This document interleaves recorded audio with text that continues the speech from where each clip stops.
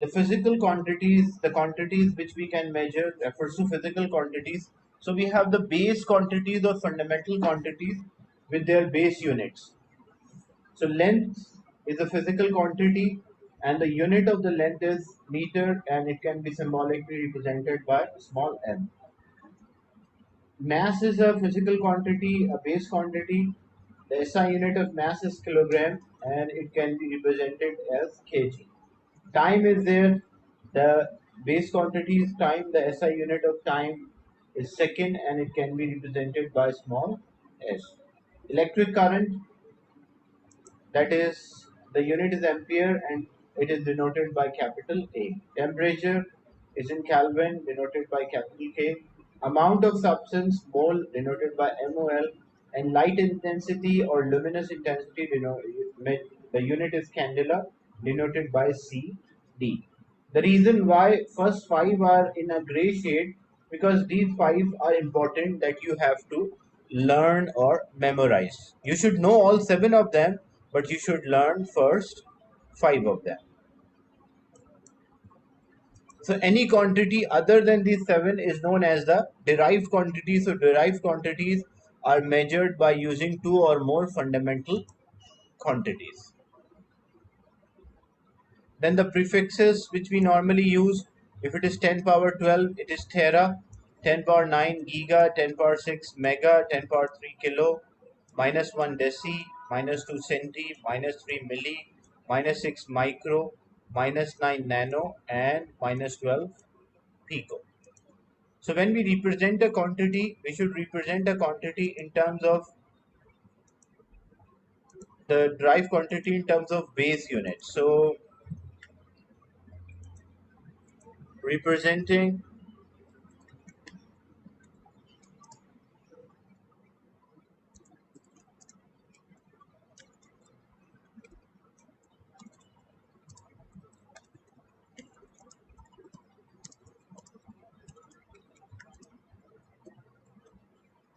representing the derived quantities in terms of base unit. So how we can represent the derived quantity in terms of base unit? So we have the base quantity and the units.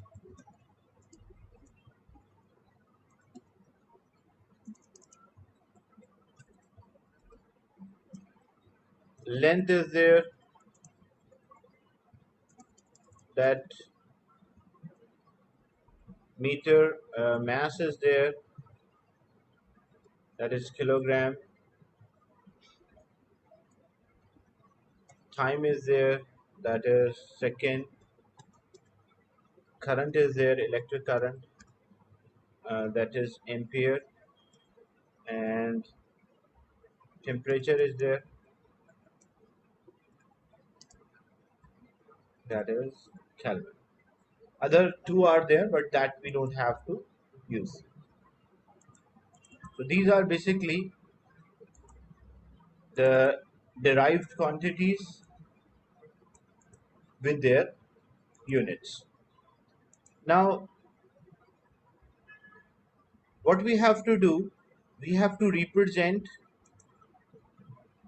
the derived quantity. These are the base quantities with their unit. Now, what we have to do, we have to represent the derived quantity in terms of base unit. So, example, if I say speed.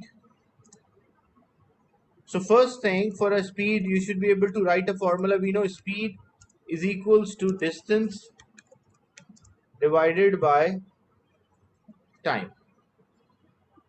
So what is the unit of distance? So first we write the formula. The first step, when we want to represent a derived quantity in terms of base units. So first we'll write a formula and then we'll write the unit. So what is the unit of distance? The unit of distance is meter. And what about unit of time? Unit of time is second. So it is meter per second, or we represent all of them in numerator. So if when I move second in numerator, it will be ms minus 1. So the base unit for speed is equals to meter per second, or ms minus 1. Is it clear?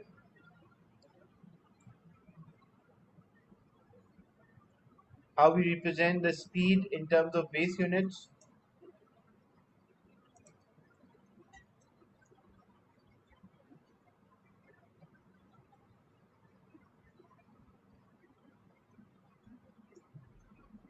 Same way, example, if I say force.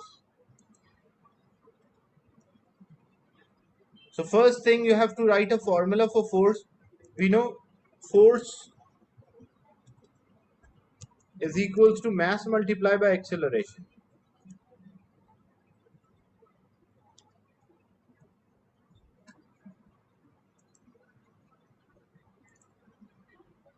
So that's a formula. Then when we represent in terms of unit of mass is kilogram, unit of acceleration is meter per second square. So when we simplify, it will be kilogram meter per second square. But this second will move in numerator, so it will turn out to be kilogram meter second raised to power minus 2. So the base unit of force is Newton, but the base unit is kilogram meter second raised to power minus 2. So we can also say that Newton is equivalent to kilogram meter second minus 2. Is it clear? The second example, how we represent the force in terms of base units.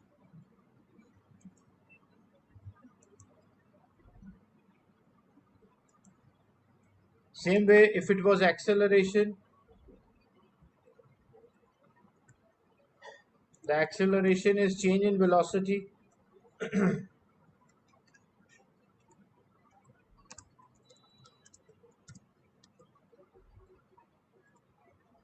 divided by time.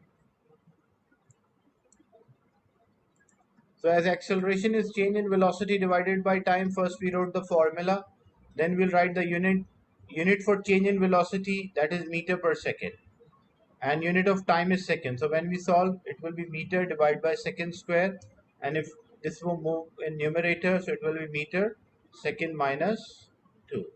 So that is the base unit for acceleration, or representing the acceleration in terms of base unit. Another example,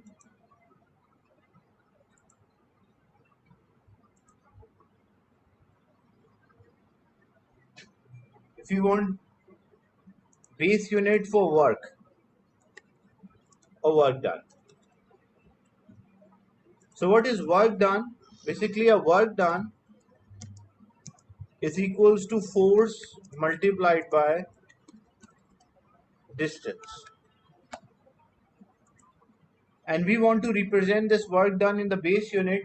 So this is a formula first. When we write the unit of force is Newton and unit of distance is meter. But Newton is not the base unit. As you can see in the previous example, Newton itself equivalent to kilogram meter second minus 2. So here Newton is equals to kilogram meter second minus 2. This is what Newton means. And then it is multiplied by meter. So when we further simplify, it will turn out to be kilogram meter square second minus 2. So, and we know, so this is the base unit of work done or energy, because work energies are the same thing. Whenever there is a work is done, there will be energy either transferred or stored. And we know the unit of energy is joule. So basically joule is equivalent to kilogram meter square second raised to power minus 2. If we are representing a power, so we know power is equals to work divided by time. So this is a formula for the power. What about the unit? Unit of work is joule and unit of time is second. But joule is not the SI unit. The joule is basically Joule is not the base unit. SI is there but not the base. So it can be represented as kilogram meter square second raised to power minus 2. So in place of joule, I can write kilogram meter square second minus 2, and this is divided by second. So this second will move up. So it will be kilogram meter square second raised to power minus 3. So that is equivalent to, unit of power is watt. So it means watt is equivalent to kilogram meter square second raised to power minus 3. Is it clear, this example?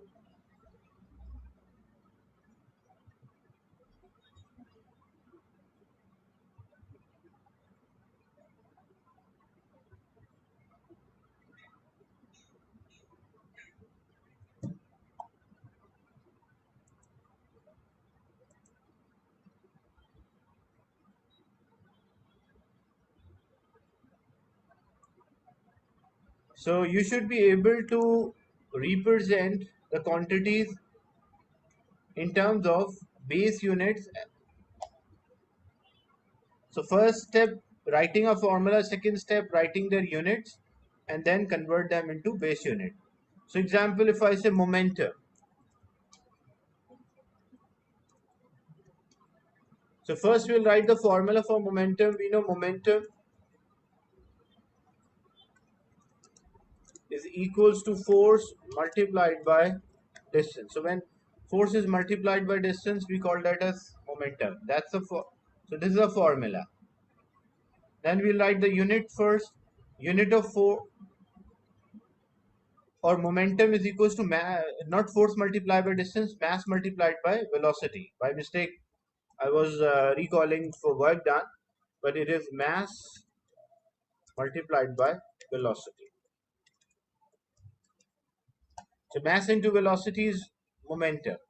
So what is the unit of the mass? Unit of mass is kilogram, and unit of velocity or speed, it is meter per second. So this will turn out to be kilogram multiplied by meter per second. So when we simplify kilogram meter divided by second, so this will move up. So it will be kilogram meter second minus 1. Is it clear, this example?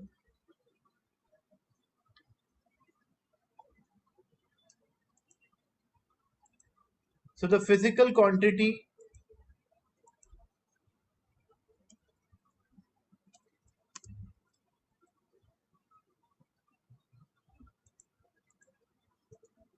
a physical quantity can be a scalar quantity, can be a vector quantity.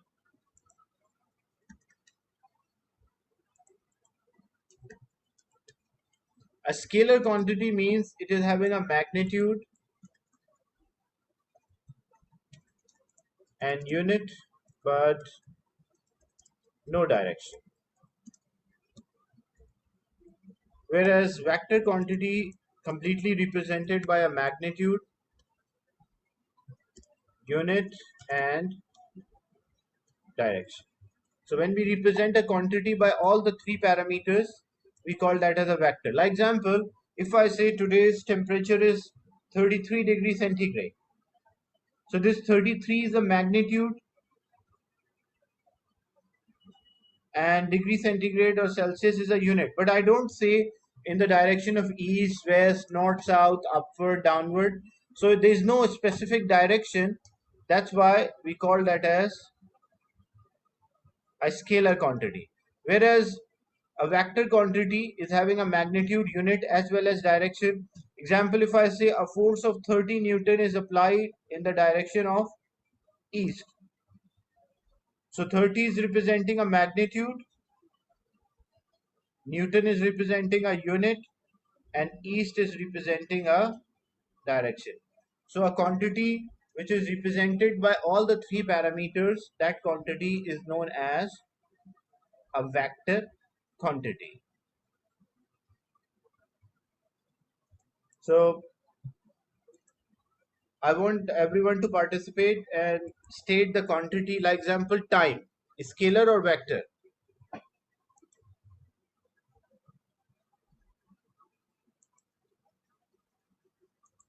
So time is a scalar quantity. You can use screen annotation and type scalar in front of time.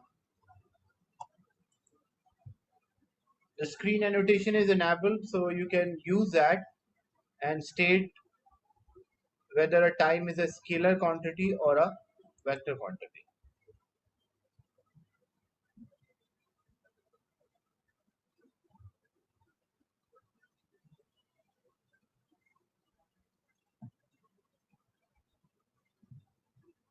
So time is a scalar quantity, so in front of that you will write scalar. Same way if I say mass, scalar or vector?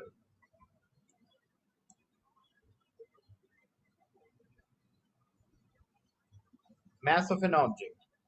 Just type in front of mass whether it's a scalar or a vector.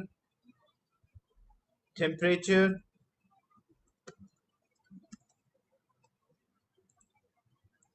force, weight,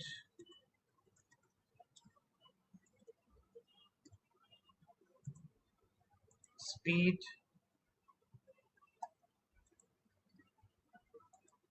velocity,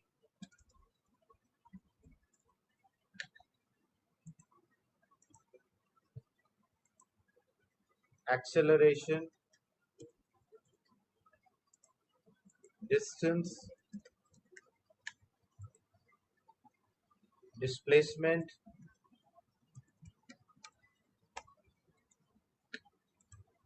energy or work done, power.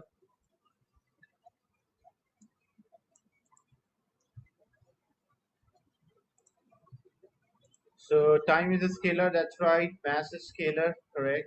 Temperature is scalar. Force is a vector. Weight is a vector. Speed is scalar. Velocity vector. Acceleration vector. What about distance?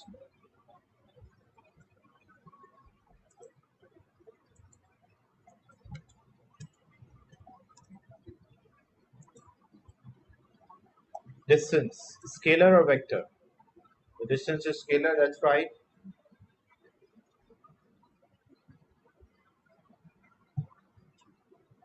Displacement is a vector. Work and energy. We say a work is 30 joules or 50 joule or a energy transfer is, so we don't specify direction, that's right. Power, we mention power like 40 watts, 100 watts, 80 watts, but we don't say a specific direction. So it is also scalar. And the last one, density, the mass present in unit volume. Density is not a vector quantity, it is a scalar quantity because we do not specify a direction. We say density is 50 kilogram, 30 kilogram, but you do not mention any specific direction. So these are some examples of scalar and vector quantities. Then thank you for your participation. Then we have graphs and equation.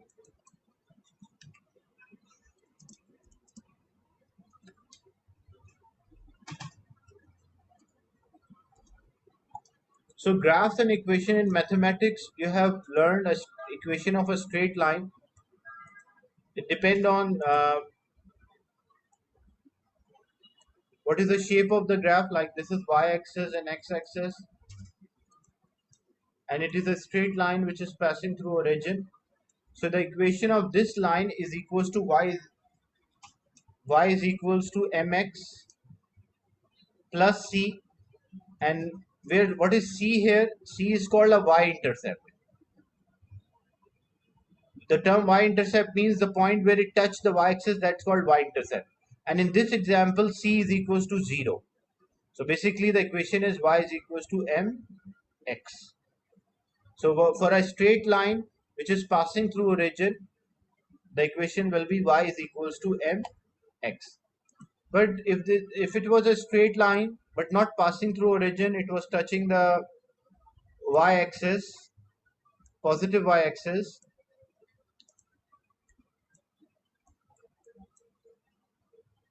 and the graph line was like this. then because it is touching a y-axis, so y is equals to, the equation will be equal to y is equals to mx plus c. And what is c? This value is known as c. Here this was c, but because it was on the origin, so c was 0. And it can be below the origin as well.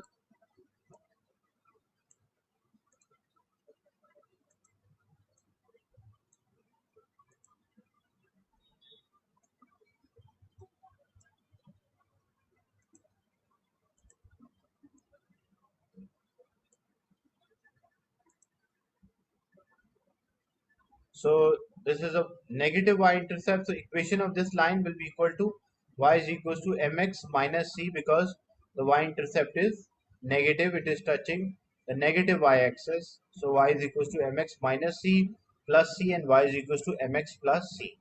So why these equations are important? Because using this equation, you can recognize or identify the type of the graph. How you can identify the type of the graph? If the where m, in this example, m is a gradient of the graph,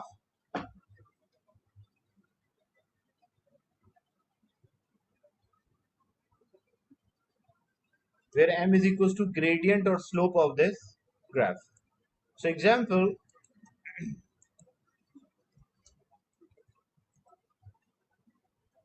if the gradient is constant and y-intercept is 0, it means the graph line will be straight,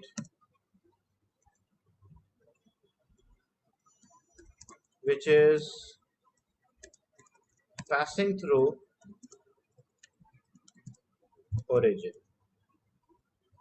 So if the gradient is constant and y-intercept is 0, then what should be the shape of the graph? It will be a, because sometime using the equation you have to work out the shape of the graph. So it will be a straight line which will pass through origin. So this is y-axis and this one is x-axis.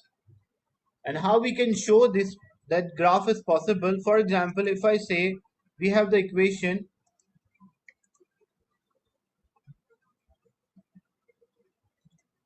h is equals to 2g,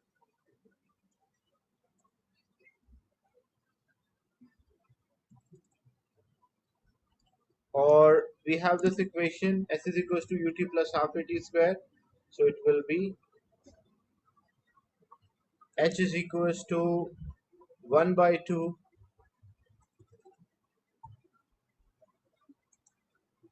gt square. This is the equation.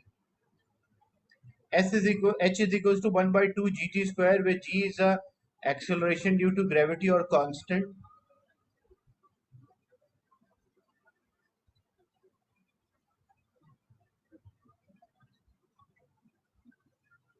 which is a constant 9.81. The question is show that or predict the shape of the graph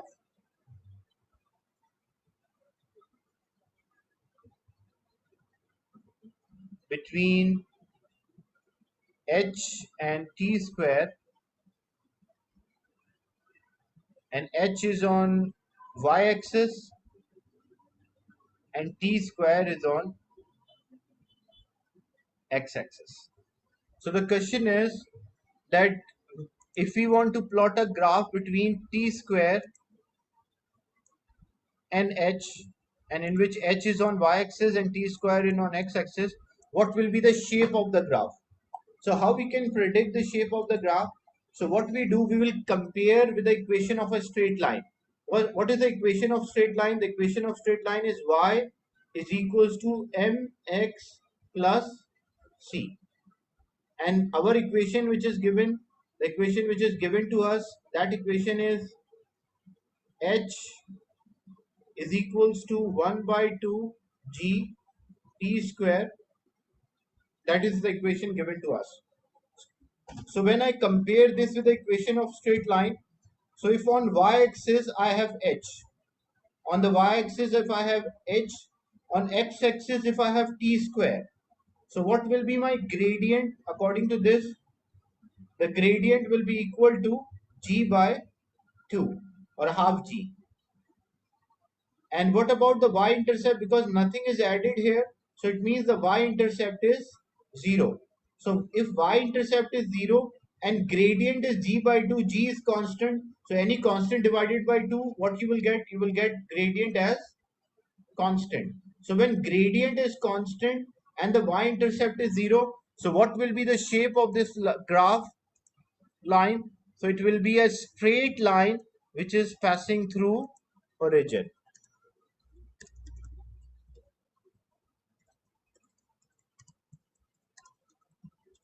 Is it clear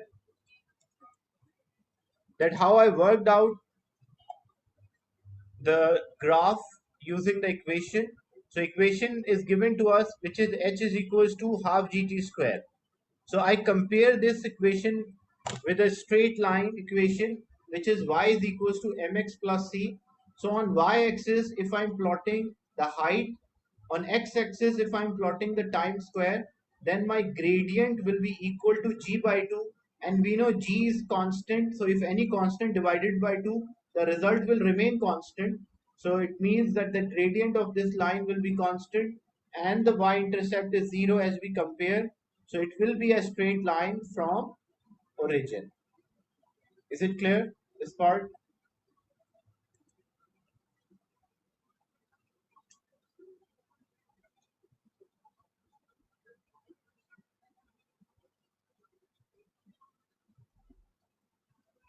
Another example,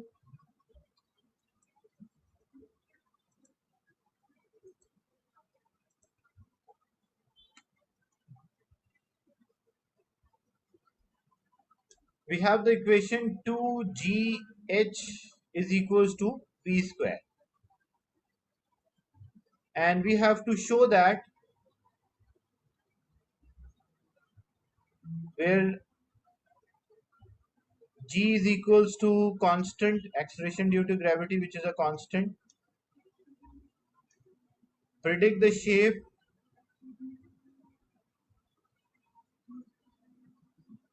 of graph when we have h on y-axis and v square on x-axis.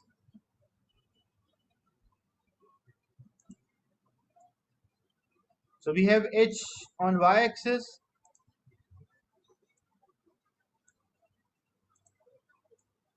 and we have v square on x-axis. And we have this equation. So 2gh is equals to v square. And the equation of a straight line, that is y is equals to mx plus c. So the quantity, basically I cannot compare this now. Why I cannot compare this now? Because the quantity which is on y-axis should be on the left hand side of equal to. So the quantity which is on y-axis is height. So height should be separate. So first what I have to do, I have to rearrange this equation. So when I rearrange this equation, 2g is multiplied, other side it will divide. So it will come out h is equals to 1 by 2g into v square. Is it clear?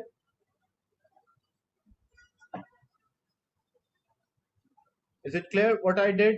Because I cannot compare right now. Why I cannot compare them? Because the quantity on the y-axis should be separate.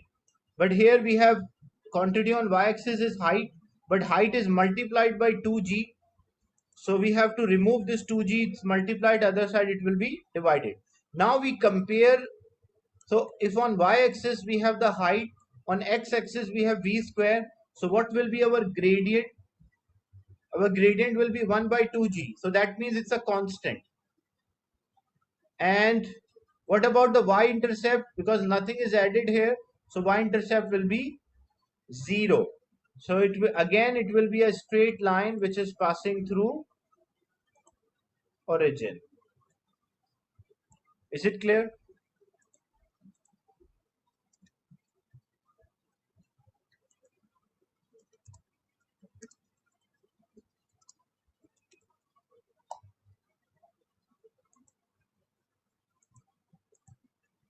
Same way, sometime the equation is not as it is. There's a different parameters. You're plotting a graph.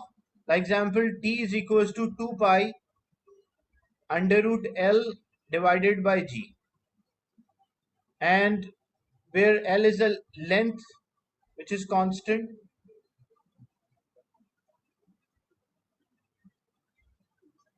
or where G is a gravity which is constant, and L is a length. Now predict the shape for graph between t square and L, and t square is on y-axis, on L is on x-axis.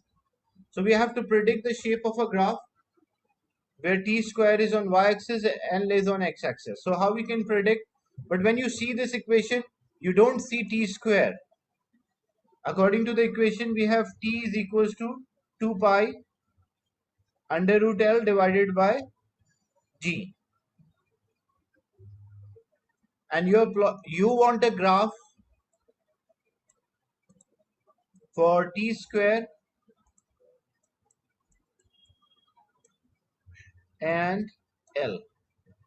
So what you have to do first, you have to square, because you have to make the equation for t square. So we will square both sides.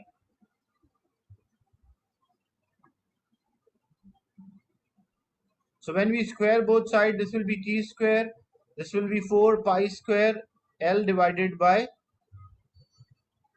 G. Now you have equation for t square and L. Then you will compare with the equation of straight line, which is y is equals to mx plus c. So on y-axis, if we have t square, on x-axis, if we have L, our gradient will be 4, which is constant, pi square, constant, pi 3.14, and g is constant. So our gradient will be a constant. And what about y-intercept? It will be 0, because nothing is added. That shows the y-intercept is 0. So it will be a straight line which is passing through origin. Is it clear? So sometime you have to plot a graph for different parameters. So you have to rearrange the equation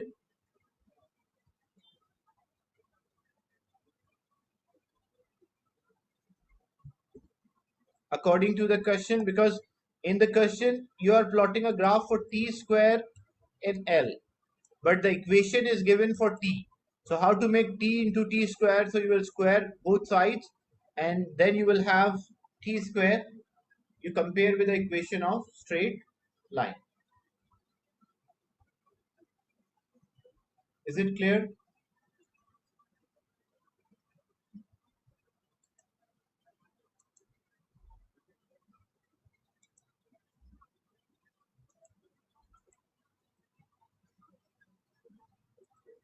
So this was about the graphs. So we started with an introduction of mechanics and material unit 1, the SI quantities. We discussed SI quantities and how to represent them as drive quantity, and then later part we discuss about the graphs. The next session will discuss about experimental uncertainties and so on. Any question related to the class today?